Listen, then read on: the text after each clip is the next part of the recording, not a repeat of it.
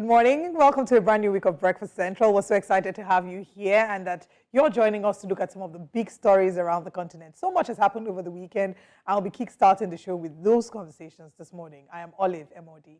And I am Osaogi Ogbawa, also inviting you to join us, be a part of the conversations that we're having this morning from the second half of Breakfast Central. Join via phone lines or via social media platforms. And of course, have your say on any of the conversations that maybe gets your attention this morning. There's so much that has happened over the weekend, including the Invictus Games. But we're going to quickly talk about that along with Dashin Usman, who joins us for Breakfast Headlines. Good morning, Dashin. Good morning, Osaogi. Good morning, Olive. How are you doing? Fantastic. How was your weekend? I think the person with the better weekend should speak first. Nobody knows who had the best weekend. Mine was pretty calm. Oh, no. Okay, yeah. I think Osaogi did have a better weekend. But, Olive wasn't too bad as well. Very interesting weekend. Let's use it. Interesting is a much better word. I think the highlight of my weekend was watching Embassies, but that's a conversation for another day. Yeah, I enjoyed that also. Yeah. But, let's talk about the Invictus Games.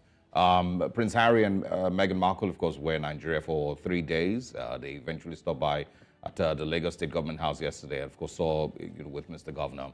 There's so many conversations that arose from their visit, including bits and pieces of British media being British media. I saw a couple of those things on X. Where of course they were asking some very, very weird or critical questions that a lot of propaganda. But of course, there was also criticism with some of the gifts that they received in places here and there. But I did enjoy their visit. I think it was, was properly, properly set up. There are bits and pieces here and there that I feel like the optics just didn't look right. But generally, I think it was for a good cause, and I'm happy that Prince Harry did get to meet with those injured soldiers. That, of course, and that's the reason behind the Invictus Games. Started in 2014. Set up mostly to attend to men of the army who had been to war and, of course, come back with injuries. And so I thought it was a very, very beautiful thing that he did. Osaogi, in as much as I actually agree, with the fact that, it is actually going to help those who are actually injured while on duty. I think a lot of Nigerians have actually asked the question, yes, of what importance is it to Nigeria as a whole? Because, it's obvious that the country itself, looking at the situation, the economic situation and everything, they would end up spending so much money. That's on the flip side. It's not like, I'm against it, but so many Nigerians are actually asking because they don't actually get to participate, personally. And in most cases, most people don't even know what the Invictus Games is all about. Well, I mean, that's a valid argument, but we can't necessarily, I don't know per se that, a lot of government funds. I mean, I'm not very well aware that a lot of government funds would have been involved in this. I do know that they were invited by one man, to come and promote this here in Nigeria. I do think, whilst Nigerians are right in raising concerns, and I can't blame them because right now it's just really sensitive time in the country and anything can be misinterpreted. People will raise eyebrows at the slightest move. But I do agree with Osaogi that, it wasn't a bad move at all to have them come here, to just come and experience Nigeria. Beyond the Invictus Games, we never can tell, how this might be, lead to further collaborations in the nearest future, even though we know that they're not officially royals in that sense, but it might lead to future collaborations. And on a much lighter note, it was very interesting to see Meghan Markle trace down her, because she did her DNA ancestry, and I think she's 46% Nigerian. And I did hear how she spoke about how a number of people said they weren't surprised for her to find out that she has some Nigerian ancestry, and talking about the beauty of what being a Nigerian woman is, powerful and strong and all those kind of words. But away from that, let's talk about I would dare to call him the most popular minister in Nigeria. Some say he's popular not because of his capacity, but because of his incapacity. And that's, of course, the Minister of Power. A number of people have called for him to resign. The Northeast has fired him so strongly, talking about how the Northeast has been in darkness. And it's not just the Northeast. If I ask every one of us when last we, what the power situation is at our various residences, it's terrible. That's part of what made my weekend very much terrible. So there were reports about the Minister of Power distributing 10,000 bags of rice in Oyo State. And the question is, do Nigerians expect him to distribute rice? Or is it power? Is this not a misappropriation of position? Is that what he was put there to do? Well, you know, most times, if it doesn't affect you, you really don't have a lot to say about it. So we've been enjoying lights in my area Wow. for a while now. I think it's been like 10 to 12 hours of light in a day. So, you know, I really don't know what to say. If that is, I mean, if you call 10 to 12 hours a day enjoyment, then I can imagine what you've dealt with in the past. No, trauma. And that is also, it's also telling, you know, where, you know, the Minister Adebayo is currently with regards, you know, his role and the responsibilities he should have. Delivering bags of rice is definitely not one of the responsibilities, you know, as his minister. Nobody asked him for that. But of course, for those who received it, I'm sure that they're grateful, you know, for that kind gesture. It's Better be from his funding from the ministry's, you know, pocket. You know, I mean, these are questions that everyone needs to ask. You know, and you know, why does anybody care? You know, are we still doing? Is this still time for politics? Is it still trying to win the hearts and you know, support of people in Oyo State or Nigerians across the country? Aside Oyo, is he going to be distributing rights in other places, you know, that have not had steady power supply? While he is the minister, is he going to go to Benin? Is he going to go to Benue State? Is he going to go to the north? Or is there something behind this distribution of bags of rice? Is he maybe eyeing a political post in the near future? He wants to change portfolio. Maybe he wants to there's actually something behind philanthropy. You know, even if you're the worst person on earth, once you know, give to people, once you're a giver, once people see you in that light, you know, it changes a whole lot. We are not puppets. We are not puppets. Nigerians are not. We are not a joke. And politicians should stop thinking that instead of doing what they're meant to do, they can give us a few bags of rice and a few bottles of oil, and people will not hold them to account. I am not against philanthropy. You know, I totally endorse and encourage that people do acts of kindness, because the world has become a very, very tough place, Nigeria in particular, for Nigerians living in the country. However, before you start going ahead to be a good Samaritan, ensure that what is expected of you is done. And that way, even when you're doing your kind deeds, I mean, do it in your closet. We don't really need to see it. We don't need to have it covered. The goodwill that he should experience, and this is where we get it wrong, I believe. The goodwill, again, I'm not knocking whatever philanthropy he wants to do, but the goodwill that he should experience or expect from Nigerians should be because he did exceptionally well as Minister of Power, not because he shared bags of rice. Then that's really where it should be. If you realize that you are maybe failing at your duties as Minister of Power, and so you want to, you know, share rice, and you know, that's not a good thing. And we will thank him. Nigerians will be very grateful for ministers that do their job. So please, we want more power, and we don't want distribution of rice. Yeah. Thank you very much, Dashin. We'll have you bring us breakfast headlines shortly. Let's look at our top story. Experts warn as power outage deepens, and hopefully we will not be seeing more bags of rice, but instead the power sector will be fixed soon, hopefully. And coastal highway construction threatens cable cuts.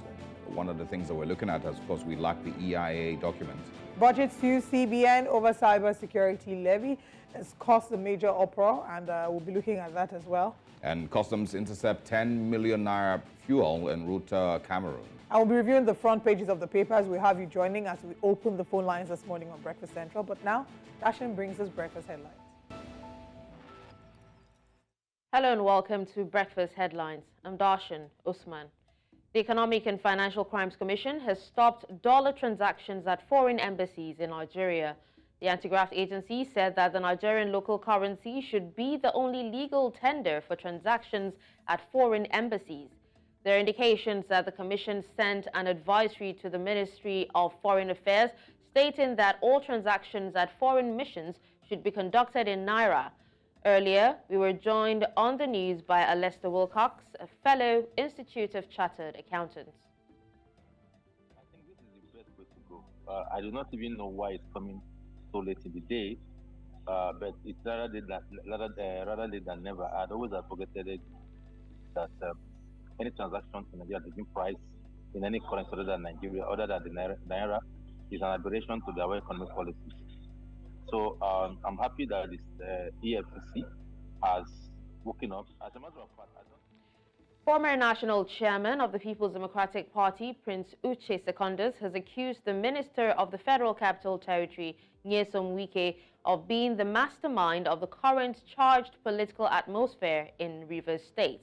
The former PDP national chairman made the accusation on the heels of Wike's incessant feud with Rivers State Governor Siminalayi Fubara, saying the FCT minister had been demarketing the state because Governor Fubara had blocked all loopholes that could grant him access to the revenues in the coffers of Rivers State. The Joint Task Force, codenamed Operation Delta Save, has discovered over 50 illegal crude oil refineries in the Biseni area of Bayelsa State in a major crackdown on illegal oil activity. JTF Commander Rear Admiral John Okeke said the operation targeted the Yenogwa local government area, where they found evidence of widespread illegal refining of stolen crude oil. This comes after previous warnings to oil thieves in the region to cease their operations. Tensions between Niger and Benin Republic have escalated further over a decision by Cotonou to prevent its landlocked neighbor from using its port to export its first crude oil, as a border dispute between the two rages on. Niger's Prime Minister Ali Mahaman Lamine Zain said on Saturday that Benin's blockade of its oil exports violated trade agreements between the two countries and the Niamey Chinese partners. Zain said Niger could not fully reopen its borders with Benin for security reasons. The death toll from a building collapse in South Africa climbed to 19, municipal authorities said Sunday, with 33 people still unaccounted for nearly a week after the structure came crashing down. Rescue teams have been working tirelessly since an apartment block under construction in the southern city of George crumbled Monday afternoon, while a crew of 81 were on site. Tunisians took to the streets of Tunis on Sunday, rallying under the banner of the National Salvation Front Opposition Alliance in a show of unity and determination. The demonstrators called for the immediate release of opposition figures detained for speaking out against the president. The atmosphere was charged with energy as protesters voiced their discontent with the current political situation and called for meaningful change.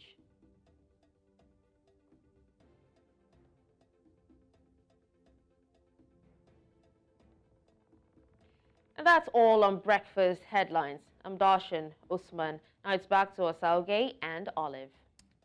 Thank you very much, Dashin, for bringing us breakfast headlines. Hearts and our thoughts and prayers go to the people who lost their lives as a result of the South Africa building collapse. Let's come back to Nigeria. We're seeing that, what we're seeing is beyond a building collapse, even though there was a building collapse or a building demolition in Rivers State. Yeah. Uche Secondus calling out the FCT Minister for trying to demarket Rivers State is quite interesting. What's happening in Rivers State? Every day it seems like there's new development. Now there's an executive order, a new executive order moving the House of Assembly to the government house. It just feels like every day there's a new story, and the story is just centered around politics. And that's not really 100% a fault of the governor, but he can't even actually govern because politics is the main thing he has to fight now. And I just worry for the people. But it's a good thing that he's actually, using the Constitution to actually, stand his ground. So I think he needs to do. You said he can't even govern. He needs to do everything it takes to be able to, govern that state because, like you said, it's from one thing after another. And a lot of people in Rivers State, that the citizens are asking for governance. They voted him. So he needs to do whatever it takes to bring an end to the crisis in this state, whatever it takes. Yeah, I mean, well, it's not just one person. Exactly. A lot of people need to come into play here. And again, I did say last week, that I feel very sad, that we've normalized certain aspects of this. Just seeing that there's an instigator who used to be a previous, former governor of the state that has continued, somehow, some way to instigate the crisis in the state. And everyone just sees it as, okay, well, that's what it is. Nothing can be done. This is where we are. Like it's normal. And this should be very, very abnormal. But it's where we are. Another thing, of course, is to bear in mind that it's not new this has almost been the history of Rivers State, from Omehia to Peter Odili to Rotimi Amechi to, of course, Nyesom Wike. They've had pretty much the same thing. And so, there's people who say that, this always happens. It will fizzle out after a couple of months. People will accept that, there's almost nothing they can do. You can't change a governor. He's going to do his 4 years, he's going to do his 8 years, And so Nyesom Wike should accept that this is, this is reality.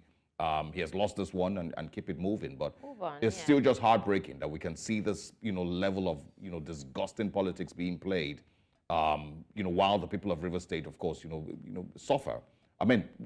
Get less, than they should have been getting. Over the weekend, of course, Nyesom Wike was in the video apologizing to a certain group of people, saying that he made a mistake. And I'm guessing he's referring to Fubara, and saying that the mistake will be fixed at the right time. And so you can still see somebody who is still believing within himself that he owns the state and he will make the political decisions for the state, that he will determine the political trajectory of the state. He owns it. And it's not because, and the reason he believes so is because there's many people under him who believe that they are loyal to him. You're talking about these groups, old men, people's fathers, that are loyal to one person and will do anything that he says because, well, he basically fed them for 4 years, for 8 years while he was there, I guess. It's sad. It's very, very sad. But really all the best to the people of River State. When, these stories come up, we'll definitely report them and talk about them. We'll see you again at 9. Thank you so much, Asa. All right. Stay with us this morning. We have a lot more coming your way on Breakfast Central. Let's share with you, or let's take a short break, and when we come back, we're into our top stories. The recent operation saw 491 jerrycans containing 25 liters each and another 8 jerrycans containing 20 liters each of petrol intercepted from smugglers. The Adamawa and Taraba State Command says that the operation was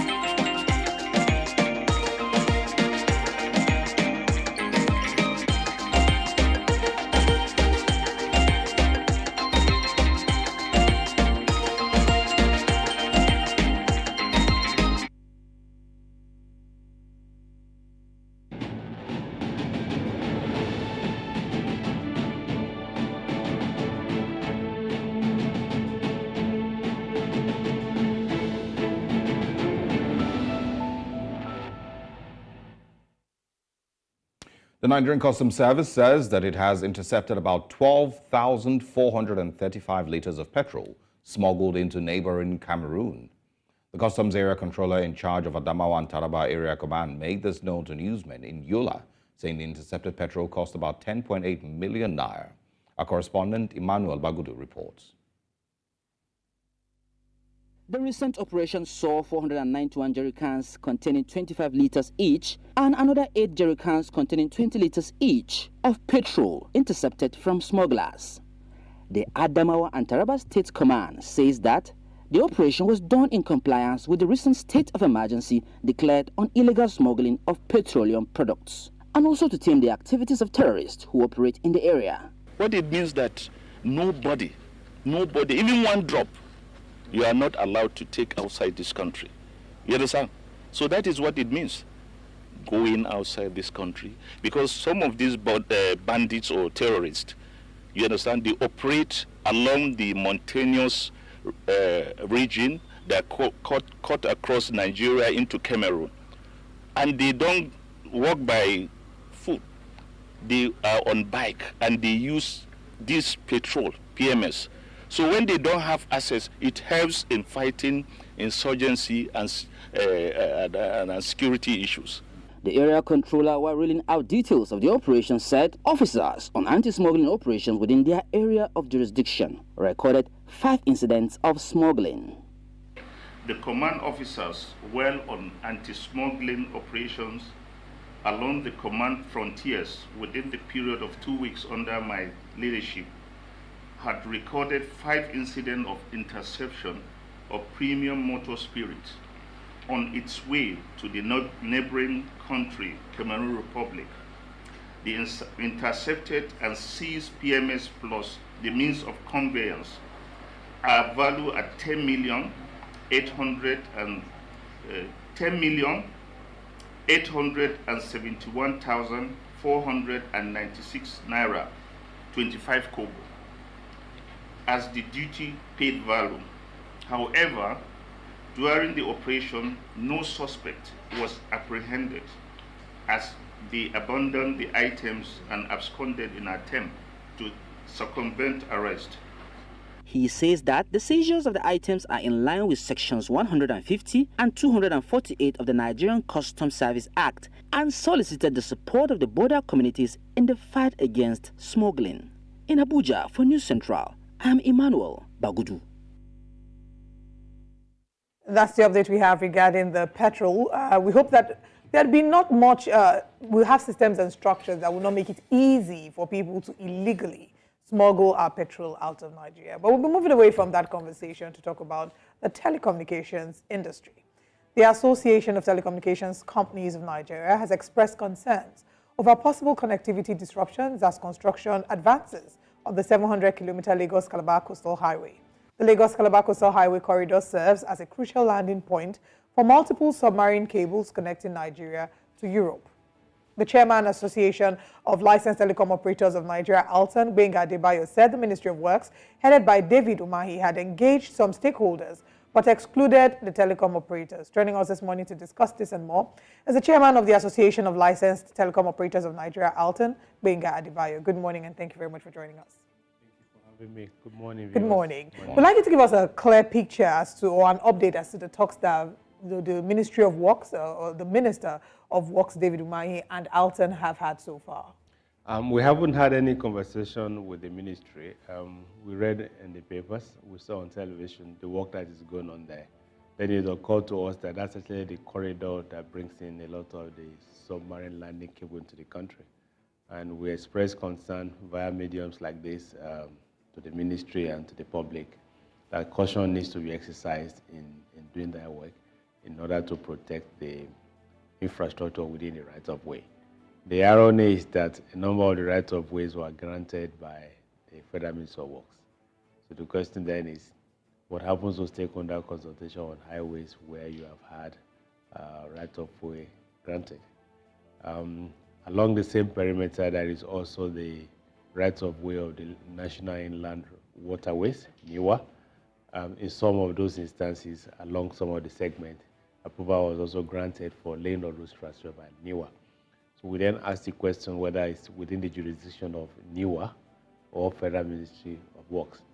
But the party doing the project now is the Ministry of Works, and it behoves on them to at least consult with stakeholders in order to avoid any possible disruption. Not just telecoms. You may also have gas lines passing there. You may also have petroleum lines passing through the same right of way. It's said to be almost a 700-kilometer highway. So you can imagine how many clusters this will cut through. All right. As a follow-up, I think I want to ask, like, have you reached out to them, or are you hoping that by medium of conversations like this and interviews like this, you will then get the attention of the minister? I'm aware that a few of our members had written. Our concern, as expressed last week, is as a group, which comprise most of the network operators and the infrastructure providers, who have not been consulted. And it speaks to a bigger issue, to the extent that we continue to talk about vandalization of infrastructure and issues of willful damage. In a number of cases, when you have fiber cuts across the country, it's actually done by contractors of government. We had some destruction about 4 months ago where half of the country was cut off. That was an account of activity of a contractor working for federal government. And there is no recourse for service providers whatsoever. So in this case, the impact will be severe if it's allowed that the landing cables that are coming from Europe is impacted by local works, which is just avoidable. We are saying that we think that more consultation needs to be done.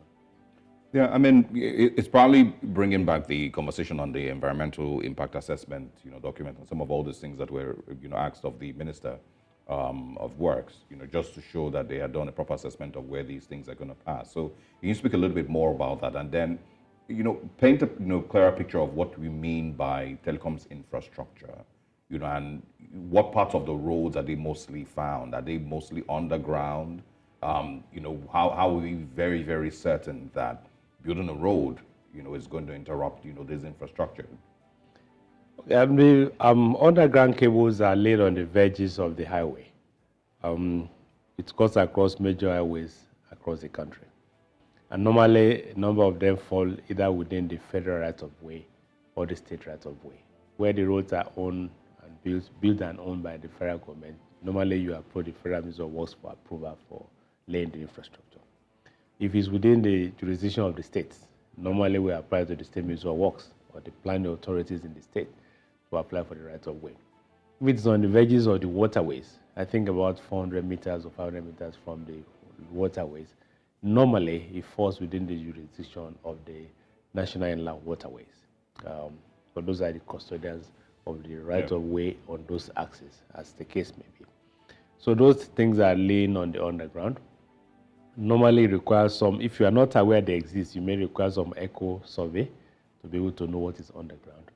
But because in this case, right of ways are granted by authorities that are known, it's either the Federal Minister of Works or in this coastal way, the National Inland Waterways. Or in the worst case, we say the State Minister of Works. Yes. So if there's that synergy between the agencies, it shouldn't be a problem on who granted the right of way.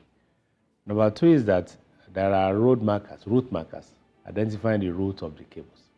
So someone there who is careful enough should actually identify that there are some infrastructure along that axis.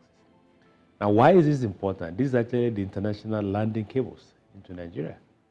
That's why that axis is quite important for us. You recall that I think about 6 weeks ago, there was some undersea cable cut somewhere around the coast of Abidjan. You know what happened? You saw what happened to Africa. So we don't want a repeat of that event happening in Nigeria.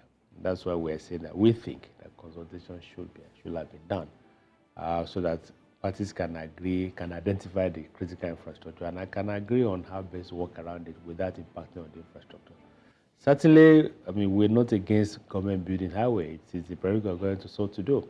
But we are mindful that if things are not properly done, it will have impact on our infrastructure and by extension, the services that we provide. That's why we are saying that we expect that there should have been some consultation before now. Yeah. Okay, well, so the consultation basically, is that, ALTON then helps guide the government through the process. Our members of ALTON, who are the owners of the infrastructure. Yes. We work along with experts from the Ministry of Works to protect the infrastructure while the work is ongoing. Yeah. We had, during the construction of Lagos-Calabar Expressway, we had lots of cases of fiber cuts, which was done by government contractors. It also took time before they consulted with the operators. Until a red flag was raised, nobody took us serious. And you see, it speaks to the issue of critical national infrastructure. We have been talking about classifying telecommunications as critical national security and economic infrastructure. And I think this also, again, underscores the fact that they need to be careful. If this was petroleum line, you would not have to talk to anybody, because they will know that anything impacting on that infrastructure, tampering with that infrastructure, can lead to significant problem, even for their own workers. So in this case, because it's telecom, it's owned by private people, looks like nobody cares actually. Just, my colleague had asked, what the infrastructure you were referring to here looked like. So, are they cables? Do we know for sure what particular ones will be affected by the current construction? They are underground cables. They are telecom cables, and the roads are clearly marked by those who have laid them. Again, we haven't had an incident. We've not had an occurrence. So our conversation is preemptive. Right. We're hoping that before anything is done on this axis, we will be consulted. So do we have clear recommendations yet, or these recommendations will come after a sitting, with the Ministry of Works or with the Minister? There are protocols for doing this kind of things. They have experts on road build, they have experts on road furniture, and they know how these things work. We are only saying we expect that because of the criticality of that axis, where you have landing of a lot of the international submarine, caution has to be exercised. Okay. Well, hopefully, you get a response, and I'm guessing that's what, all these conversations, are prompting. You get a response from the ministry, and if you don't, then of course further steps will have to be taken to protect this infrastructure. There's also been conversations concerning price reviews by the telcos, which of course you've recently gotten yourself involved with. So let's get into that now. What is the deepest concerns that you have? We're talking about the sustainability of the telecom sector. But issue of price is quite emotive.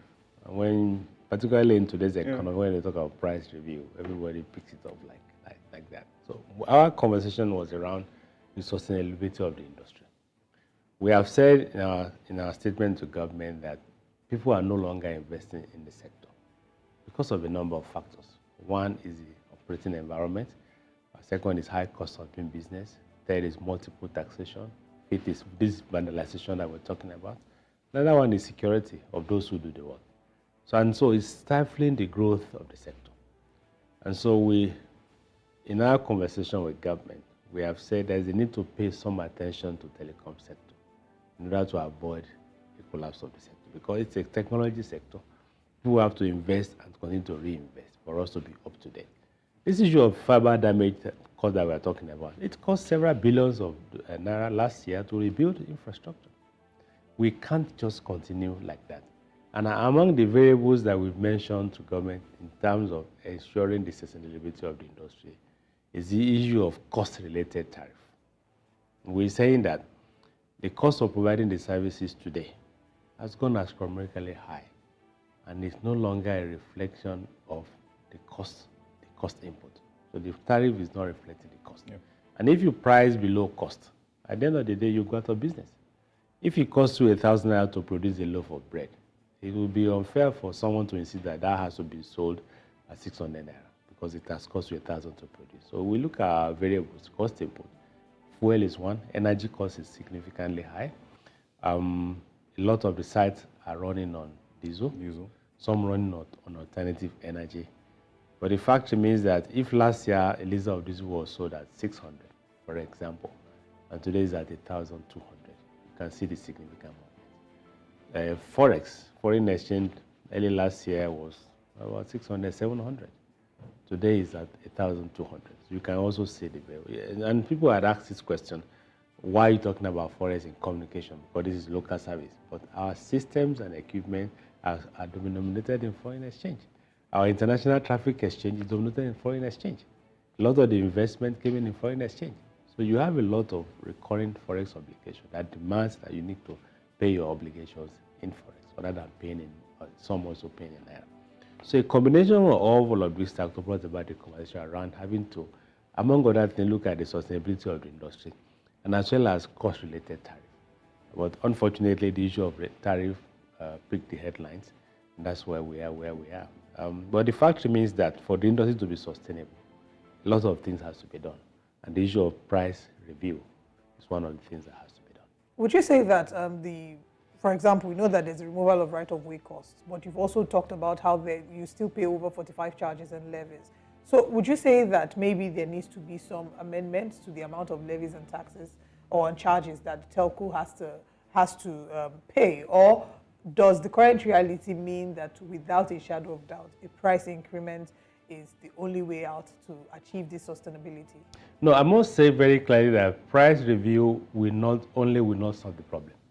Because even if you throw money at, even if you charge people more, and you don't deal with the problems in the ecosystem, we are still going to be back on this conversation in a matter of days. Now, let me take this issue of right of way and charges. There are two separate issues. Right of way is a fee you pay to secure government approval to lay the infrastructure. Taxes and levies are different. It's a different conversation. Today, we are dealing with about between 45 and 50 different taxes or levies, depending on the state that you are approaching. A number of those are not telecom related, asking you to pay effluent discharge, community development levy, a generator approval levy, and all kinds of things that the state add up to say this is what you have to pay as a state, as an operator to the state, failing which they will disrupt services, and they are doing it. On the right of way, it's interesting because the state governors announced that they are going to give right of way free of charge. Commendable, appreciable. However, when they give you the bill for the right of way approval, right of way headline is 0. There are a number of other charges unrelated to the right of way which you have to pay before the approval is granted. In many cases, by the time you do a cumulative of all of those charges, it's more than the value of the right of way. Like robbing Peter to pay Paul. Well, maybe that is the right explanation, but the fact is that it's free but not free. And so we're saying that we need to look at the socio-economic benefit of the services that we provide, much more than the IGR benefit that the number of states are dependent on. Thankfully, a state like Lagos is very progressive. They don't do that in Lagos. Lagos built the metro-wide infrastructure that you can just see into, and stress-free actually. But a number of other states, these are the problems that we face. So issue of right of way is one, multiple taxation is another one, and then vandalization is a major problem. Now, in this conversation around energy or no energy, and people have said, why are we always talking about diesel for the south? Why don't we look at alternative energy? We are looking at alternative energy, and a number of the infrastructure providers are deploying alternative energy sources, but they keep getting vandalized from time to time. Because of the point of our public energy supply, a lot of homes and individuals now have inverters at home. They have inverters and batteries at home. Unfortunately, when telecom sites are vandalized, the batteries are stolen away, the solar components are stolen away, they end up in the open market and in people's homes. So there has been a large market, there is now a large market for stolen batteries, for stolen solar systems. And right. The batteries are being tracked, and we are saying to the people, you need to watch out where you improve. So all of this added together impact on good quality of service, in fact on the sustainability of it, and they are saying that government has to address it holistically. And it's very important that these conversations are had, because at the end of the day, it is the people of Nigeria that would have to face the impact, the negative impact if this isn't done. We hope that the Minister of Works invites you for a conversation soon, and that we'll see the next steps forward. Thank you very much, Gbenga Adebayo, the chairman of the Association of Licensed Telecom Operators of Nigeria. We, of course, will be going on a very quick break.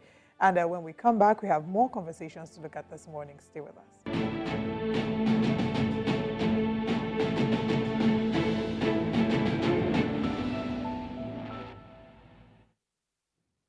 Is it safe to say that the federal government is now listening to the cries of Nigerians after all? Well, President Tinubu has requested the Central Bank of Nigeria to suspend the implementation of the controversial cybersecurity levy policy and ordered a review.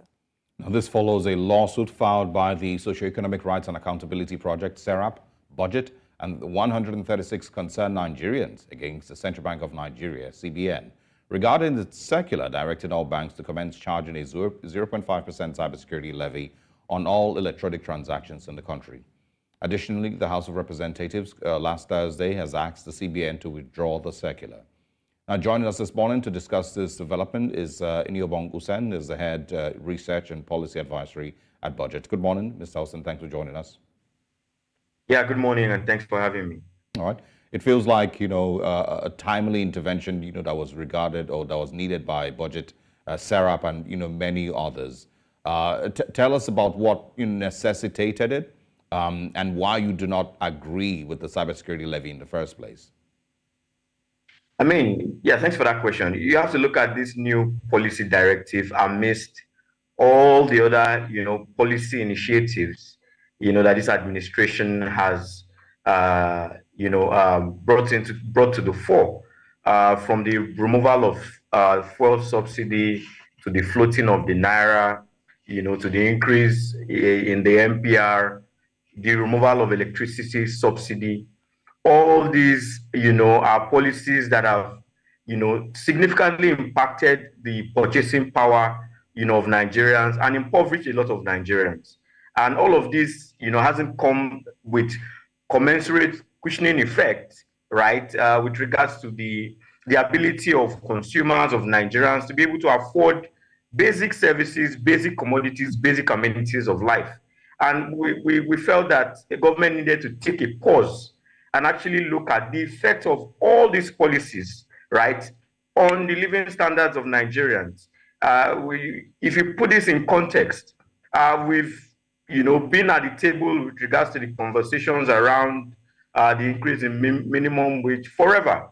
And, government has not, moved an inch on that issue. So how do you expect people to survive, right, in times like this, when it's very difficult for you to earn any income, when there are additional taxes or levies, on transactions like this? And if you look at, the effect also on, policies of government with regards to increasing, financial inclusion, having a lot of transactions that happen outside the financial sector, trying to bring that into the financial sector, you see that these are things that discourage, those sort of policy initiatives. They are counterproductive, counterintuitive to the very aims that government also tries to achieve. And so this is not something that I think that government should be thinking about at this very point in time. What Nigerians need now is a reprieve. We need, government to reduce taxes on people and ensure that, the living standards of people's incomes, increase, and not the alternate. Well, I'd like to find out also, I mean, this is a very valid point that you make. There are, of course, certain, many Nigerians would agree with it. So is it a function of timing? Do you think that it is the wrong timing, or is something that should be done maybe at a much later? Or do you completely think that this should not be implemented at all? And I ask this because there have been arguments about this, the legality of this. Some would quote that Section 162 of the Constitution provides that every fund that is disbursed should first go into the Federation account before it is disbursed, to ensure that, it's regulated properly. But we can agree that that's not usually the case, for example, with the NNPC and a lot of other MDAs. So are you arguing from the standpoint of because it is not convenient for Nigerians, or is there a legal angle to your argument as well, saying that this should not even happen at all? So there are two responses to this, and my response, will speak to both ends. Yes, we're still not clear on the interpretation of, that section of the law, right? The senator who sponsored the bill has come out to say that this particular levy was supposed to be a levy to be paid by the financial institution. So if I'm to interpret that, I would think that as a fraction, it should be as a fraction of the transaction cost. So if there are charges on these transfers, it should be 0.5% of those charges charged by the financial institutions. If that is the case, I do not have a problem with that. But if you are now going to transfer, those charges or levy them on the monies transferred, and meaning that the customer or the consumer would bear the cost, that's where I have a problem, with.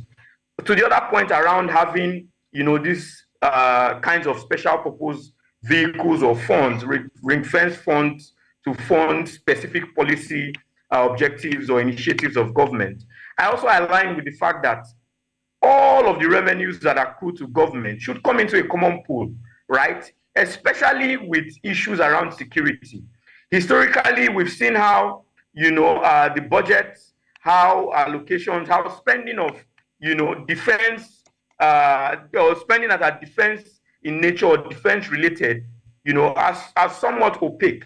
So are you creating another fund that can be, if not properly managed or properly, utilized, as the case may be, will turn into a slush fund or, something that creates an avenue for state capture or corruption. As you know, with the Office of the National Security Advisor, there's not a lot of visibility, not a lot of openness around how such funds are spent. And so I'm also of the opinion that whatever levies, whatever taxes that government aims to collect, whether from citizens or from the private sector, as the case may be, that all of that comes into a common pool where we have a full visibility of what it is that government earns. And then from that, you can now disburse to address the myriad of challenges that Nigerians face. But if you create that avenue where there's, some MDAs of government directly tap into those sources of funds, there's very little you can do with regards to oversight, over those funds, especially with very, very, very, very technical or specific areas like defense and security. Yeah. I mean, I'm sure I've also read a few people say, SARAP is always quick to sue, budget is always quick to sue, and of course, with the argument that if the government doesn't, look for these little bits and pieces of policies here and there that they can raise money, then the country can't move forward. So what would your response be to that? That the current administration somehow, somewhere just needs to make money to keep the country going. And if it doesn't, create these new types of taxation, then, government can't function. And SARAP and budget might, really just not be seeing things from the right, angles, with their constant lawsuits every 4 market days. So budget is not always quick to sue. We do the PFM analysis. We don't take to court. We just support some of these statements with facts. But that being said, you cannot have conversations on public financial management and it's just one-sided. Every time you think about reforms, you are just thinking about the revenue side of things, what comes in. How about expenditure efficiency? How about the cost of governance? So anytime there are conversations around how government can raise revenue, I ask myself the question, are we raising more revenue? Are we creating a fiscal space for development, or are we creating a fiscal space for state capture? Because if you do not address the expenditure side of things, you are just creating more revenue for people to steal. And that's why a lot of our emphasis, right, usually lies on how efficient or effective, government is with spending. What are the things that government is prioritizing, with regards to how it intends to raise, take people out of poverty? How does government go about procurement in a way that citizens get value for money? That is what is of utmost interest to me, because that is what affects the lives and citizens of the lives of the ordinary Nigerians, as the case may be. You cannot tax people that are dying, right? If you've not been able to create an enabling environment for businesses to thrive, if you've not been able to provide, basic amenities, if you've not been able to improve your, human capital development fundamentals, that allow people get quality education, get quality healthcare, right? Involve themselves in, valuable work that they would get returns and then pay taxes to government. There's no way your revenue is going to come. So there are certain things that you need to fix so that you are not just creating a pool for people to steal or fleece at the end of the day. That's the position I take on this. So what you've seen, because we're going to be celebrating, well, I don't know if we're celebrating it, but we're going to be marking 1 year, since the administration, of course, came in May 29th in a bit. Does it seem like they understand these policies that you're speaking about, you first of all generate wealth, create platforms, create a society that enables people to be able to feed at least before you tax them? Do you think that they understand this, or, do you have any faith that, their policies will change and assist, or rather, and work with these ideas that you're speaking about in the near future? I feel they understand these things, and that's why you've seen them set up, several committees, first to implement the Orosanye report. You have the Presidential Committee on Fiscal Policy and Tax Reforms. But what you also need to understand is that there are a lot of vested interest in these issues. And with any policy reform, there are usually losers and they are gainers, right? And the people who would lose out would resist, would fight, everything within their powers to ensure that the status quo remains. And I think that that's what this, administration has been grappling with. But at some point, you would need to, take the very, very hard decisions, regardless of whose ox is God, whether they are your allies, right? Whether they are people who, put the machinery in place to put you in power. But the truth is we need to cleanse the system. There's no way we would move forward if we do not cleanse the system. We cannot continue to do the same things we've been doing over the last couple of decades and expect a different result. All right. Now that around it. All right. We've of course seen several people share their displeasure about the CBN, the cybersecurity levy. The House of Representatives also was one of the bodies that had criticized that and asked the CBN to withdraw the initial circular that was asking that the cybersecurity levy implementation starts off immediately. And they're saying that the reason they're asking that this be withdrawn is because that circular was ambiguous and they would need something that has a much clearer explanation. Now, whilst the president cannot order the CBN, but he has asked that it be suspended for now. He's also asked for a review. What do you think that review will look like? Do you think that this, would lead to this completely being shut down and the cybersecurity levy? Maybe then there would not have to be a review a review by the National Assembly, and the CBN will then totally have to seize this. And seeing as the suit, there's an ongoing suit. I know you cannot speak for Sarah, but is it time to maybe pause on the suit? I mean, I would like to take this a bit differently. So this has been my problem, right, with not just this administration, previous administration, right? Macroeconomic policy have two main domains, the fiscal side and the monetary side. And there has always been this clamor for synergy between fiscal policy and monetary policy. Whatever monetary policy instruments that you put in place, there are fiscal implications. There's impact on businesses, impact on the lives of Nigerians, right? And from what I've heard on the fiscal side of things, I see that there's also a lot of resistance. There's not a lot of support on the fiscal side of things for the implementation of this levy. And I've seen this with, issues around the MPR as well. That's why it's very important that before you carry out any sweeping or implement any sweeping policy as this, that has great impact on the purchasing power of Nigerians, right, that has an ability to impact poverty levels, you need to do the impact assessment. To what extent is this going to affect Nigerians, especially if you situate it within all other biting policies of government that are currently in place?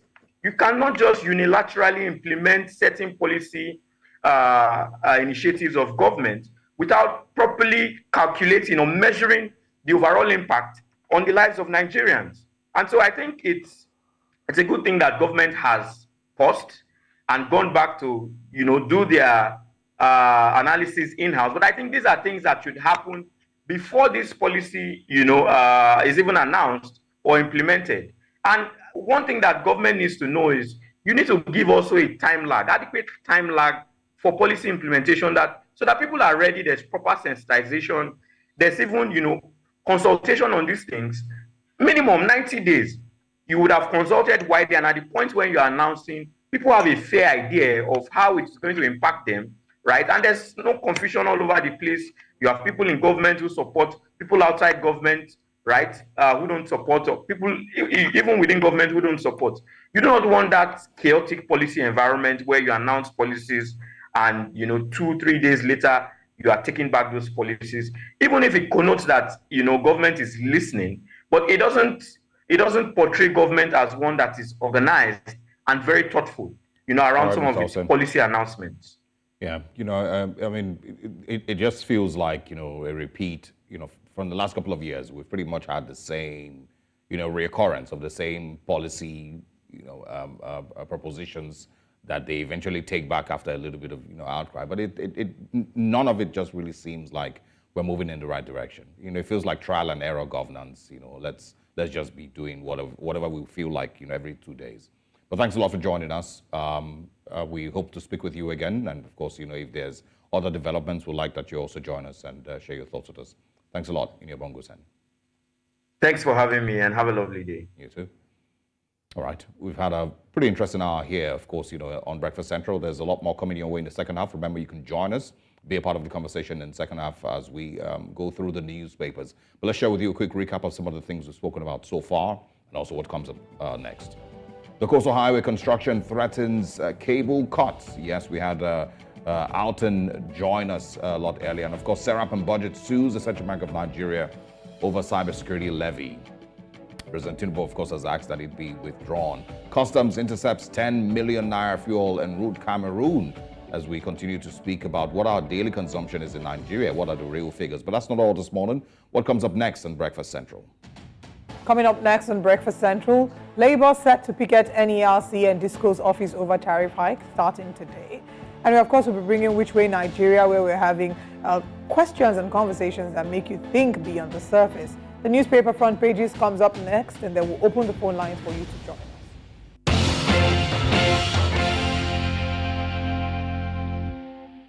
Welcome back to Breakfast Central. If you're just joining us, you're in time for our newspaper reviews. And this is the point where we open the phone lines for you to join in on the conversations. But first, let's share what the top stories are saying. Looking at the front page of the Daily Independent newspaper. On the front page of the Daily Independent, Lagos airport incidents.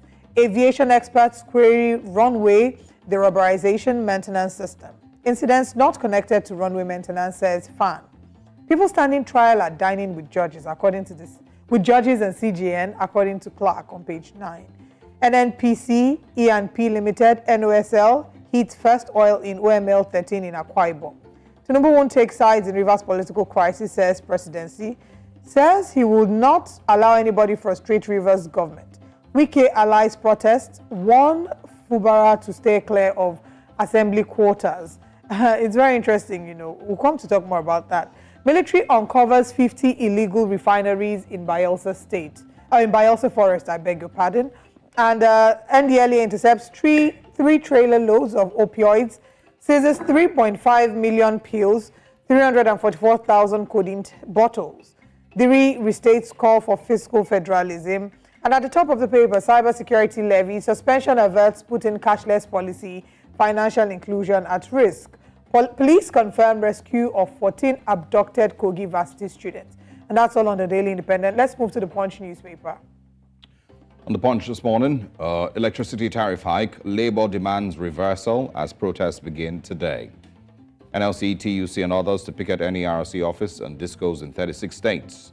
Bank chiefs obtain 549 billion naira insider loan in 5 years. And also stop electricity subsidy, IMF tells federal government. We can also find a man arrested for exposing a 4-year-old sensitive parts online. Don't stop dancing, but Governor Obasanjo advises Adeleke. National Assembly gets new tax report in September. National and state assemblies to spend 742 billion naira in 2024. And of course, more drama. Rivers Assembly, Fubara, pro-Wike lawmakers clash over relocation. Harry and Meghan end Nigeria tour on a bright, sporty note. Can we throw in the This Day newspapers before we take on? Yeah. And let's look at the front page of This Day newspaper. This Nigeria. Is it This Day or This Nigeria? Okay, This Day. Presidency. Tinubu suspends cybersecurity levy to prevent overburdening Nigerians. KPMG. Idea ill-timed under current economic realities. Okonjo-Iweala urges federal government to streamline taxes. CSOs want court to stop implementation. Electricity tariff hike. Labour pickets NERC Disco offices nationwide today. Oyedele, Presidential Committee proposes exemption of 95% of informal sector from taxes. Those earning 25 million and less due for tax exemption, says tax reform proposal to reach National Assembly by Q3 2024. And finally, federal government to introduce spending borrowing taxes by year end. These are the front pages of the papers. We're going to be joined this morning with public affairs analyst Dr. Ojon, who will be joining us to look at the front pages of the papers. Good morning and thank you very much for joining us. Morning. Morning. Good to have you. Yeah. Happy Monday in Happy Nigerian Monday. English. All right, let's look at the Daily Independent. There are a lot of stories here, but I want us to start with the Rivers crisis. Tinubu won't take sides in Rivers political crisis, says the presidency. And we've seen all that's been happening. He says he won't allow anybody frustrate Rivers government with how the president has stepped in to first of all, going back to the peace accord, Yeah. does it look like the president hasn't in any way taken sides? For those people who were on the side of Fubara, they strongly felt at that point in time that President Tinubu actually took side. And of course, giving credit to the president about what he did to secure democracy is one of the front runners. In fact, there were documents we have access to that he funded most of these NADECO activities against the military regime. And one of the conversations that happened within there was that he was really very angry about the fact that Governor Fubara actually pulled down the House of Assembly complex under the disguise of reconstruction and renovation. So a lot of people felt that the president took side, also owing to the fact that he has experienced that 2 times he changed his deputies because of the issue of disloyalty. At a point in time, either he came out to own up or not, he prevented a sitting governor from getting a second-term ticket. So he's been a man that came from that lineage. So I was thinking to myself that anything that looks like disloyalty is something that he will frown against. But of course, the question of loyalty and disloyalty is highly dependent on who is defining it. Because for the Fubara camp, they felt that, oh, this man, since he became governor, he's been able to keep what do they call it, the coffers of the state safe. And they have suggested here and there that one of the reasons why the crisis broke out was the fact that it didn't allow an external body to dip their hand into the coffers of the state. But these are conversations and discussions. But there's something in politics that people have demonized. Professionally, I've been around for a while, and I discovered that when you get into an office, there's nothing wrong to have a mentor. In fact, in Catholicism, if you want to get married, they actually ask you to bring your godfather. The idea of godfatherism in that sense is somebody that you will tailor your life and pattern it after. Those we say they have testimonies in their marriage. But when it comes to politics, the issue of godfatherism becomes negative and an issue. Why? Because in the head of an average Nigerian, we think that godfatherism, because we have seen it over the time. Okay, I'm glad you added that. Because we've seen it over the time, we believe that godfatherism is about somebody sitting and saying, oh, tar this road, give this to my friend, bring 10% of the state resources and all of that. So this bad impression has made the word godfatherism a very bad one in the lexicon when it comes to politics. So I'm saying it to you this morning, there's nothing wrong to have a godfather. In fact, in the books of politics and philosophy, it's been said over and over again that those people who have the privilege to pattern their life after those people that have achieved something would do better. But the question is whether those people in Nigeria we are patterning our life after have actually done anything when they were in power. I mean, the idea of godfatherism here is not mentorship. Godfatherism in Nigerian context is a person who, somehow opens doors for you so that you can protect him, and of course, play within his interests. I thank God you said in Nigeria, and that's exactly what the context is very, very different here. Let's also talk about other things this morning. Of course, Labour is meant to be protesting today against the electricity tariff hike, amongst other things. So let's get your thoughts on that one. They don't necessarily have a lot of support, but they plan to picket the NERC office and this goes in 36 states. Is this, of course, what we are likely to see for the rest 4 years of the current administration? Okay, you will take me back to class this morning and we'll be doing some government 101.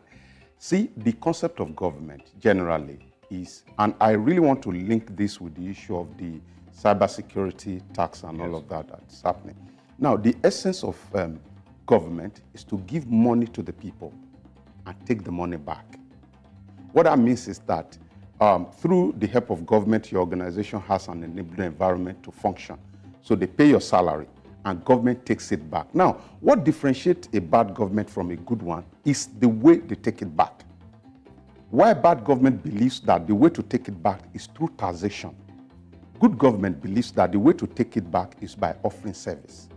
So now in Nigeria, and I think I've said it on this platform before, one of the major problems of the APC government since 2015 is that their thought about getting money is through taxation. And when you tax the people into poverty, you're killing them without knowing. And this is the mindset we brought. All of these things you're looking at, that President Tinubu is opening the book now, they always say, oh, the past government made this law. The past government actually did this. You remember when the president came on board and said, subsidy is gone. He actually said, oh, the past government has actually removed their hand from it. So there's always this excuse about what the past government has done and we're following up. But again, if you have studied them in the past few months, you discover that the belief of this administration are not necessarily the president. But of course, the president is the leader of the administration, because I'm aware that the president may not be aware of this cyber, is this cyber security levy that we're talking about. So from perception, when you look at it from the corporate communication perspective, you discover that this government is heavy on making more money. And it does not care how this more money come about, unfortunately so. And that's why you see that they are doing everything, too many things at the same time. For instance, when you remove subsidy, the idea is that government will have more money. And you have assured the people that, oh, when government has more money, the people will prosper the more. Unfortunately, I'm going to cite this thing that happened to me. It's a situation I was in some years back, and I call it, it's in one of my books, I call it the singlet situation. True life story. I was having 5 underwear. And I discovered that most of the times when I get home to go out the second day, I will have to struggle because they are all dirty. So I made the decision that, okay, since there are 30 days, in most of the month, I'm going to get 30 singlets. And I did so. Only for me, after about 1 month, I will travel. The hotels I put in, they will call me, sir, you have forgotten 2 singlets here. And that is why I came back to having 5 again. What that tells us is that if you do not manage well, when you have little resource as a nation, and you believe that when you now have more, you will manage well, you will drive your people into crisis. So what we have done as a nation is to have believed that, or this administration, don't let me call it nation, what this administration is marketing to us is their own personal belief that when we have more money, we are going to do more. But there's no psychological or philosophical backing that shows that since our governors have been taking more money, that they have actually done more work.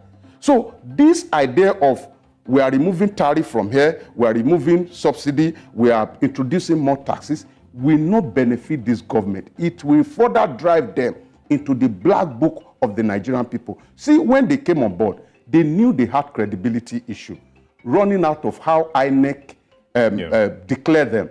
And what did the INEC do?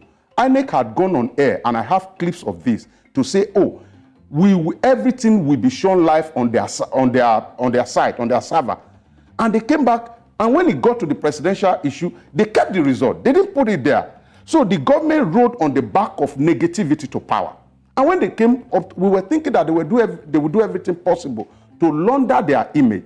But now they are going back to how they came on board now, because the majority of Nigerian people are really angry that the only thing this government seems to be doing is to just introduce more tax and take more money. All right. So we can move to other things. I just wanted you to also you mentioned something that the president may not have been aware. Yes. Is that possible? It is possible. Shouldn't that be worrisome that a taxation that is going to affect the whole country can be set in motion and the president is not aware? If you look at this did not even originate from the CBN.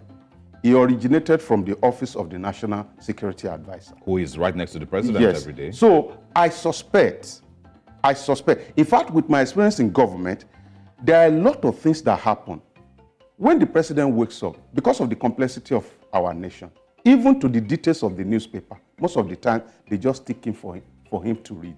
And it's so sad. So I suspect strongly that the president may not be aware that this thing was going to be done this way. And that's why it's easy for him to actually come up to say, oh, we are calling on the CBN to, or is it the CBN or the National Security to actually stop the implementation.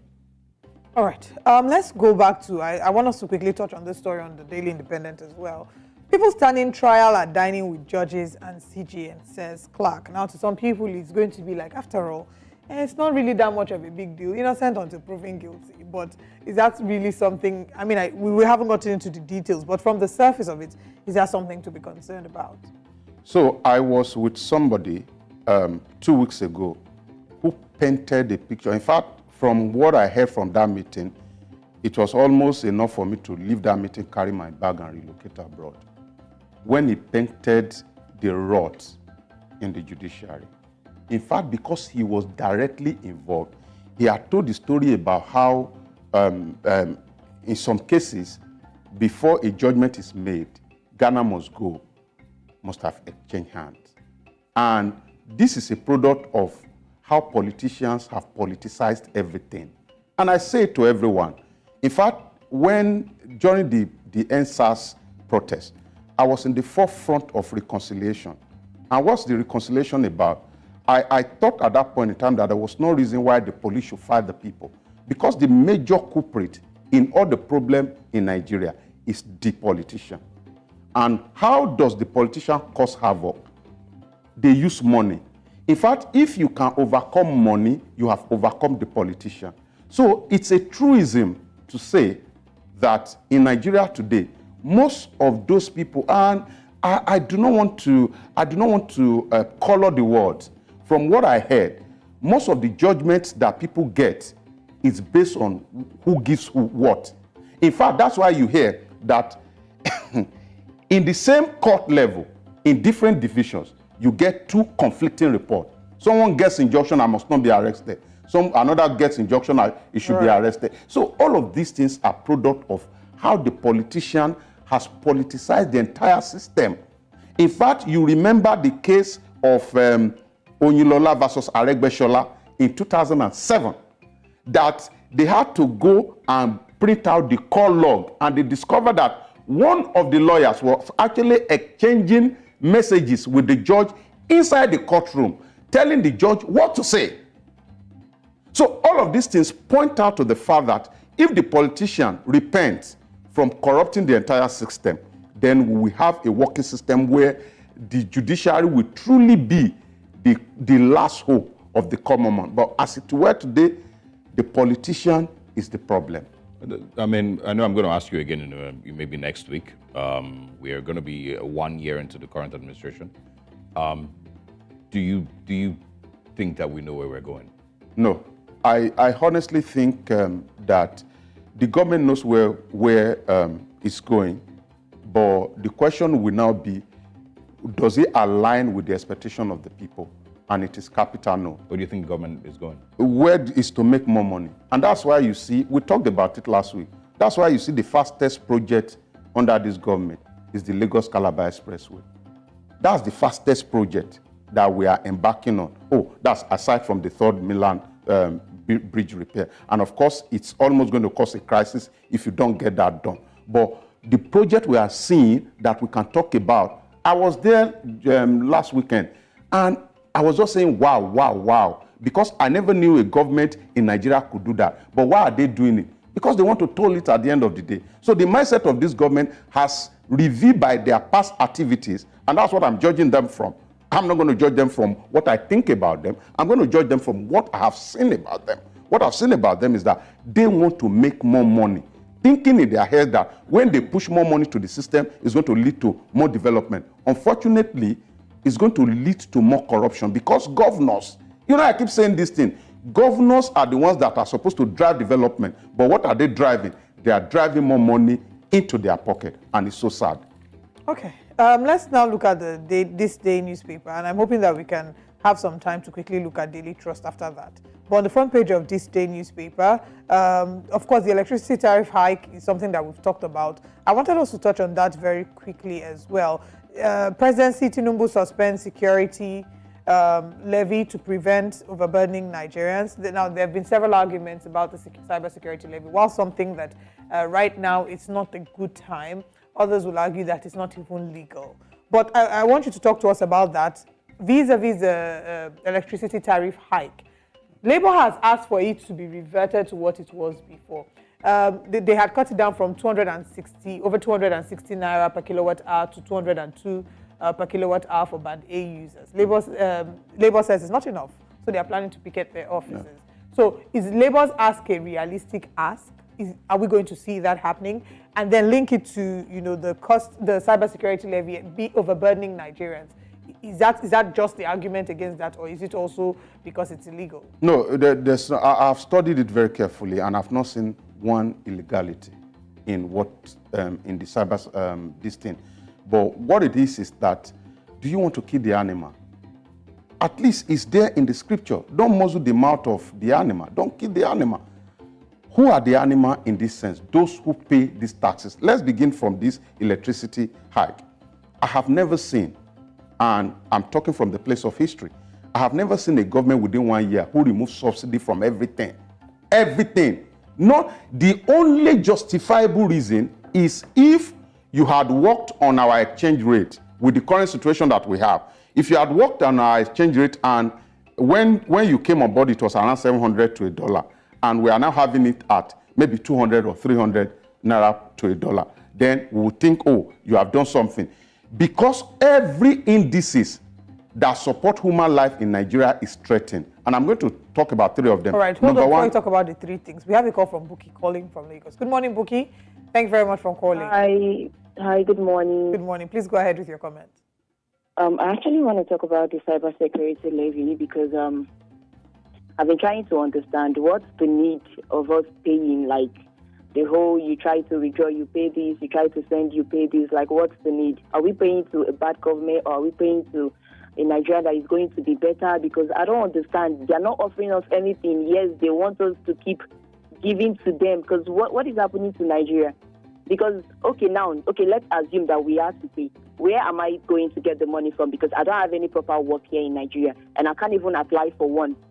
So what am I then paying for? Why do Nigeria keep looking for any means to collect money from us, yet they're not even giving us anything in return? All right. Thank you very much for calling and sharing your thoughts here. So she's asking, and the number of Nigerians who are asking, what exactly is the point of the cybersecurity levy? Go ahead. My elderly friend and sister, Shan George, came on air. I just wanted to tell you what the intent of the law is. Came on air, was it last week, to complain that she had 3 million in her account and everything was wiped. The intent of the law is actually to build a firewall around both organization and government online data and all of that, so that it prevents some of these hackers and Yahoo men and women. Follow-up question. Is it our responsibility to build that? It's not our responsibility. Government, it is the responsibility of government to do that. But of course, like I said, government has to get money from the people. Where and how they get the money is where the question is. And the second thing is what is being done with that money and the journey of that money. The money goes to the Office of the National Security Advisor. Yes. The Constitution provides for, in Section 162, that all these monies should go to the Federation account before they are being disbursed. We are all complaining about how the NNPC, we're not quite sure how much comes into the NNPC coffers. And that might be a repeat of what you see, most of the times, the issue of national security actually overpower some of these laws that we talk about, because when something has to do with security, and that's why you don't get to see even the security budget. So I just want to quickly touch on the intent of the law. No, the intent of the law is to actually get money for government. The intent of the law is to get money to build firewall around our online data and all of that for organization. But the question is how the government gets the money. I have said it here repeatedly that serious-minded government pays attention to service. If you pay attention to service and you are collecting the money, and I use this electricity that we're talking about as an example.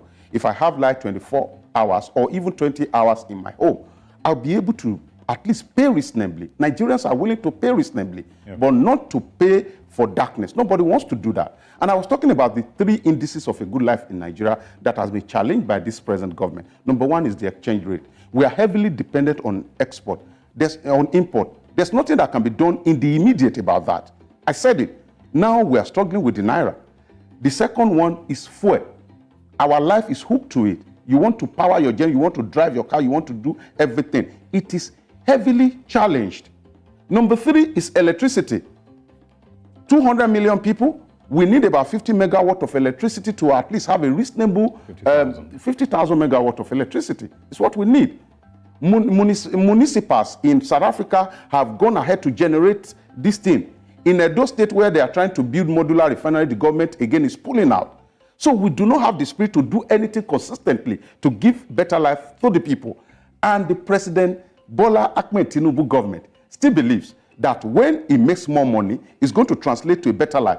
The only way we can have a better life in Nigeria is when governors become responsible and responsive. I say it again, the complexity of the Nigerian nation can only allow the president to create a proper framework, but executing projects that will benefit us directly to the point of prosperity is in the hand of state governors, and they're having more money by the day. All right. But they're having less work to do. Let's talk to Charles calling from Port Harcourt. Good morning, Charles. Thank you very much for calling. Please go ahead. Good morning. Please, my take on this is why is this administration, why are they deviating from what are they supposed to do? And I think this cybersecurity levy is unnecessary. Doing the right thing at the wrong time makes everything wrong. They should try and make the environment business friendly for us first before they will start tasking us. I think this cybersecurity levy is just an avenue for them to raise funds, for them to start sharing it among themselves again. That's okay. Look at the coastal, the Lagos-Calabar coastal highway that was awarded. I don't think it's even necessary yet. There are roads that are abandoned that needs to be fixed. I think 20% of that money, of that contract that was awarded, can fix the roads, can fix our Nigerian roads that are yet to be fixed. They abandoned that one, went and take a new project that they can embezzle money and share among themselves. Now they are telling us to start paying 0.5%. They call it cybersecurity. All right, Charles. Thank you very much, Charles, for calling. I mean, I always wonder if there's anybody who calls in that, is in support of government policies. We barely ever get to hear from people who are truly in support, I mean, and I'm going to think that paints a picture basically of what the mindset of the average Nigerian is. And nobody really understands where these decisions come from or where we're going. No. But I want to, because we need to wrap up, I want to know, if you were advising the government from May 29th last year, when it got into office, in the first 3-4 months, what are the things that you think they should have focused on if they hope to improve on the chances of Nigerians' welfare improving? Then you can tax them, because you need to first of all give them something to hold before you can tax. In fact, I need to quickly put this on record that I'm one of the greatest supporters of this government, and I've done that for every government, because my investment in Nigeria is too much than to allow one person to make me bitter about my nation. But my best way of supporting them is to tell them what the truth is. What will I have done differently if I were advising them? I would have told them to concentrate on providing service heavily. And in Lagos alone, 23 million people, investing in the movement of people. There's hardly one junction you get to in Lagos today that is not overcrowded. Investing in movement of the people. I mean deliberate movement. When you get to BRT by 8, and by 8:15 you are living there as a matter of law. You don't get to spend more than 15 minutes. I'm not going to drive. Then you can ask me to pay more than what they are paying. Absolutely. They're paying now. So providing service is actually the miracle. In all the nations that have known prosperity, no tax can lead any nation to prosperity. Well, I mean, service will require some level of infrastructure, which they will need to fund. The one we have we maximized it? Absolutely not. Yeah. All right, Dr. Nodram, thanks a lot for your time, as always. Interesting perspectives from you that you always bring. Thanks to our viewers also, and of course those who were able to call in and share their thoughts. So just remember, every morning, 8 a.m., you can be a part of the conversation and let us know your thoughts on these stories. We'll take a short break. When we come back, it's back to Breakfast Central. The news about the Nigerian Senate considering the death penalty for drug trafficking came, with different opinions, for and against it, with analysis showing that Nigeria, Africa's most populous country of more than 200 million people, has in recent years gone from being a transit point for illegal drugs to a full-blown producer, consumer, and distributor. Also keeping in mind the very clear damage that drugs like opioids, cough syrups, and codeine abuse, along with cannabis, meth, cocaine, and others, do to society. That's pretty obvious. It is clearly one of the biggest factors that causes extreme damage to society. But then, without going into too many details, let's, of course, keep it in mind that countries, including here in Africa, have abolished the death penalty in recent years. A lot of countries are seeing, it as a progressive way, of governance. Abolish the death penalty, maybe life imprisonment. But in the heat of that conversation last week, the question was raised, should we also consider the death penalty for something else that arguably has caused way more damage to our dear nation? Something that has set Nigeria back hundreds of years. Something that has seen Nigeria, still struggling to deal with even below third world problems. And that thing is endemic corruption. The pilfering and pillaging of Nigeria's wealth for decades. Stealing and waste that has left the Niger Delta still looking same or even worse than before 1958. Corruption that has made Nigerians not have much to be proud of about their country. There's no aspect of growth or prosperity that has not been killed by corruption. Because we live in a country where government officials on every level enrich themselves with billions and billions of naira with almost no punishment when caught. Look at the Niger Delta and remember the NDDC stories. Look at northern Nigeria and the level of poverty and lack of employment that has plagued that place for years and years, in fact, decades. Look at the Middle Belt.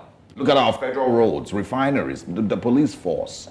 Just take a look at what corruption has done to us as a country and tell me, which is a bigger virus to our country? Is it drug trafficking or the pilfering of our wealth? And I'm sure that you might be able to easily pick which is the answer. Actually, corruption is the root. Drug trafficking is really just one of the branches. It's important to also say that several countries around the world, including China, Iran, and Saudi Arabia, have capital punishment, for corruption in their legal systems. However, the effectiveness of these measures in curbing corruption is debatable. And of course, they often draw criticism from human rights organizations. There's many people that would argue that, the death penalty hasn't necessarily stopped corruption in those countries. Neither has it stopped drug trafficking either in many of these countries that have capital punishment for drugs. But if you did a survey, I'm sure that you would find that many Nigerians would be in support of capital punishment for corruption.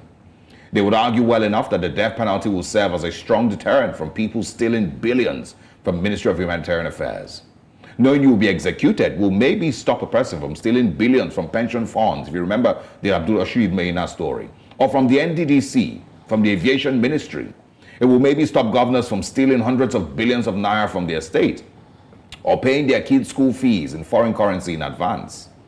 It would reduce the possibility of a person telling you that snakes or monkeys swallowed millions of naira. We are so shameless sometimes, and the kind of things that we have heard in our history, it is so embarrassing. And yes, when caught, these politicians will have better reasons to come to court in stretchers or collapse in court, as we've seen many times. Because look at what corruption has done to our country. Now, these are mostly just the sentiments expressing how hurt the average Nigerian is about where we are as a country and how much better we could have been. It shows on this very brief X poll that there's more people who would prefer the death penalty. But yes, we also would agree that, like I mentioned earlier, China or Iran or Saudi Arabia, we are neither of these countries. Nigeria faces a complex challenge in tackling corruption, one that requires a multifaceted approach, including legal reforms, institutional strengthening, public awareness campaigns, and the promotion of transparency and accountability. Now, while the idea of capital punishment may resonate with some, addressing corruption requires more than just punitive measures. It demands systemic change and a commitment to upholding the rule of law. Nigeria has suffered enough, and our nation cannot bleed anymore. Good morning, Nigerians.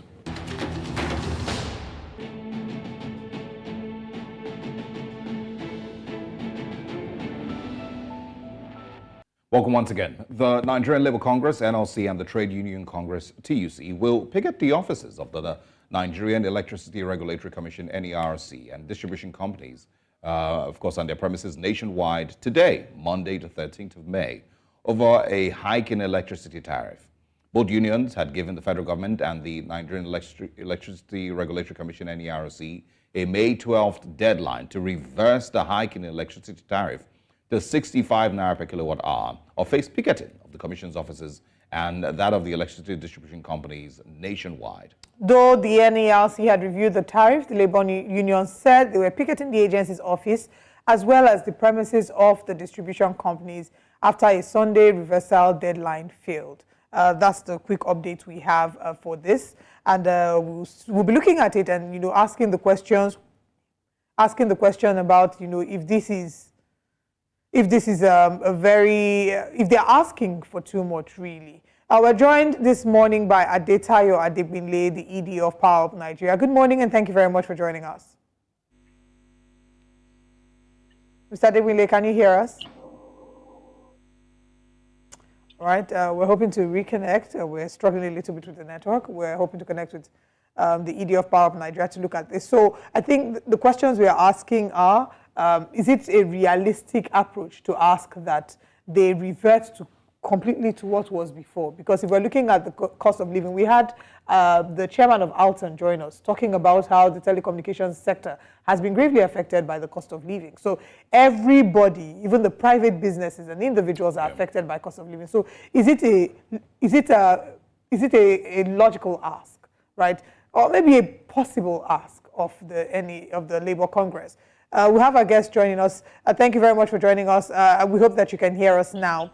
We're hearing that the picketing of the agency's office... Yes, I can hear you now. Okay, great. We hear that the picketing of the agency's offices will happen today. I think the first question will be, even though the NERC has reduced the rate, we see that, for example, with Bande has been reduced to 202 per kilowatt hour, and they're saying it should be reverted to what was before.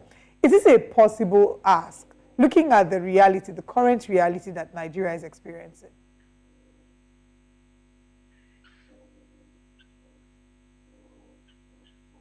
Wow, this thing is not clear, but I hope you can hear me. We can hear you loud and clear. I will just go ahead. Yes, we can hear you. Go ahead, we can hear you. All right, I'll just go ahead with the parts that I heard clearly. The issue of the Labour picketing NEC office. Yes, Mr. Adebinle, go ahead. All right, on the issue of NEC, yes, on the issue of the Labour unions picketing NEC office. Unfortunately, my position on the issue of Labour is well established. It's unfortunate. Yes, they claim to be fighting for the rights of Nigerians. They claim to be fighting for the rights of the Labour, the workforce. But they are just pandering basically to the populist opinion, which is to say by force that tariff should revert back to the old prices. If you look at the involvement of the Labour Union in this conversation for electricity over the years, and I think I've been saying this for more than 4 or 5 years already, it's been one-sided, selfish, and it's not in the interests of the power sector. Neither is it in the interest of the health of the power sector. Unfortunately, Labour Union did not say anything when dollar was skyrocketing out of reach. Labour has not at any particular point, told us how the challenges in the power sector are going to be resolved or how we can solve this problem, which is the issue of the liquidity problem. Labour has not been able to tell us how to produce or to generate 1 kilowatt hour at 60 Naira, for instance, so that Nigerians, can benefit from such, at that rate. In January, February, March, that the power issue became very poor. I did not hear Labour at any point, speak up on the challenges that faces, the power sector and how to solve that problem.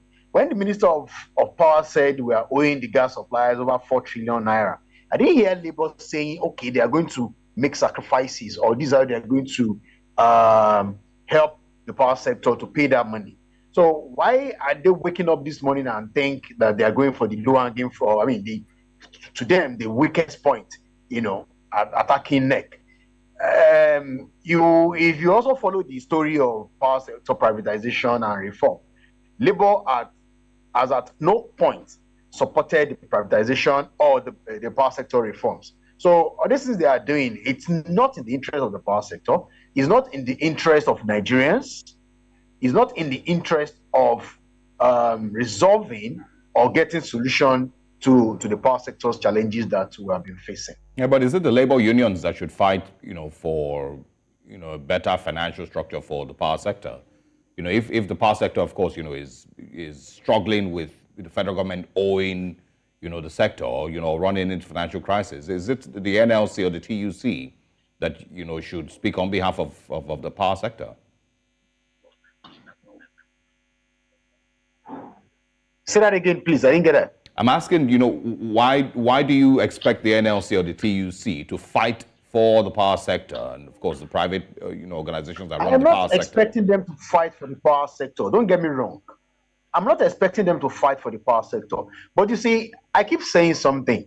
I will go back to that simple analogy. See, this thing is a Naira and Kobo problem that we have here. And labor union especially have been known. I mean, I'm sorry to say, for me, these are the people that have caused the problem that we had in NEPA, that made NEPA corrupt, that made NEPA not reproductive. Federal government keep funding NEPA and they never at any point broke even, not even make profit to make NEPA a good business venture, which would eventually lead to federal government resolving to bring in private sector so that they can offset such big, huge loads off their neck. But unfortunately, of course, a lot of other factors, indices are also now coming to now make it possible or make it almost impossible for federal government to hands off completely, which is what we are trying to address, and which is what I believe at any particular point in time, we would have expected Labour to address. Labour, when they were privatizing NEPA, Labour collected their money, 100%. They were paid off completely. So why are they turning around today to keep harassing that same sector? And again, I said something earlier. I would have expected a Labour that sits down and say, hey, these are the challenges in the power sector, and these are the solutions to it. The issue of tariff, appropriate tariff pricing of electricity, this is how to solve it. I would have expected Labour to engage in that kind of conversation. I would have said, oh, the issue of huge metering gap that we have, this is how we are going to solve it. I would have expected Labour to engage in that kind of conversation. But no, that's not Labour's interest. Labour's interest is what? To grind the power sector. Okay, but who have you had these discussions with? Aside Labour, who have you had these discussions with? With fixing these issues you've mentioned, with the metering gap that you've mentioned, the lack of infrastructure, the struggles with distribution, the struggles with transmission. Who have you had these discussions with? That maybe are sharing progressive ideas on how to fix them? Because what we are doing here, or what I feel we're doing here, and I'm not blaming you guys in the power sector, but increasing the burden on the average Nigerian while not being able to provide actual services that match that burden that you're giving to the average Nigerian, you expect that Labour would step up. So the conversations that you expect Labour to be a part of, you want Labour to be a part of the conversations on the metering gap, on the infrastructure struggles, with the challenges with distribution and with generation. I mean, it's not their core responsibility, is it? All right, okay, it's not their business, right? So, but it's their business now to come and grant the power sector to achieve what exactly? So that we can have more. Is it granting the power sector that are going to give us more light? No, what I'm saying is, no. The challenges that you've spoken about, who have you had those conversations with, right? That you can say that we've called the federal government and we've complained about this metering gap. Everybody's aware of it. We've complained about the lack of infrastructure. We've complained about, challenges with transmission of power. And nobody seems to be listening to us. And so this is our only option. And if your only option is to increase the tariff, I didn't quite how does that fix the problem? Here, but what I'm going to say in quick response to the earlier part that I think I understand in the direction we are going. All right, there seems to be a struggle with the connection this morning, and we're going to hope that he joins us again. But of course, the conversation is, really about the idea of picketing, the NERC's office, and of course all the discos across the country by labor unions, and of course, the counter argument concerning that. He's arguing that Labour has also not been supportive in moments when they've struggled with generation, moments when they've struggled with the metering gap, which is a major problem. And I think I would agree with that. I've had conversations on power for many, many years. And it's one of the things that they've always complained about. The metering gap, fixing that metering gap, the fact that a large percentage of Nigerians aren't metered. But of course, that's also their issue amongst themselves. How do you fix the metering gap? How do you even stop stealing of electricity? Because we barely even speak about that. A lot of the electricity that is produced and distributed is stolen by people who are not properly metered, who are not properly, who do not pay what they should pay. You see wires hanging here and there, bypassing of meters. There's so many problems in that sector, which I agree must be addressed. But should it be the burden of the average Nigerian to pay for whatever financial lack that these power companies are having? I don't think so, and it doesn't fix it. Is it sort of akin to the conversation we're having about cybersecurity levy, that whilst there is a problem, you need to make these adjustments? Should the Nigerians be the ones paying It's pretty much the same thing. So the burden is always put on the average Nigerian to pay more, but it doesn't actually fix the problem, because if you increase it even to 500 naira per kilowatt hour, are you going to be able to deliver the service that people are paying for? It doesn't translate to fixing the metering gap. What it simply does is put more money in the hands of the discos or whatnot. But give us some clarity that when you have 225 naira per kilowatt hour for band A, and band B and band C, everybody has their own, and you are now able to generate more money for yourself, it fixes the actual challenge. Because Nigerians still don't have power. Nigerians still do not have 20,000 megawatts of electricity. Nigerians do not see any conversation that shows that when these things are put in place, we will have steady power.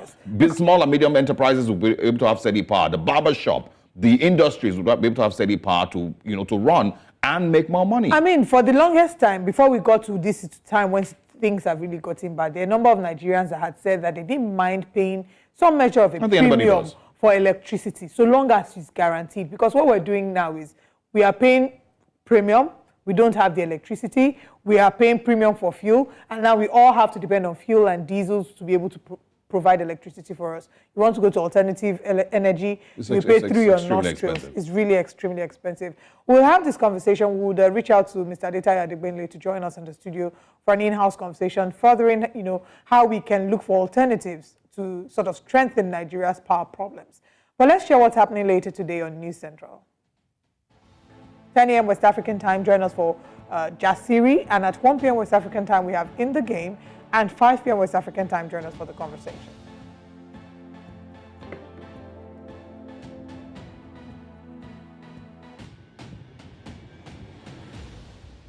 Thank you very much for joining us and kicking off the week with us Monday morning here on Breakfast Central.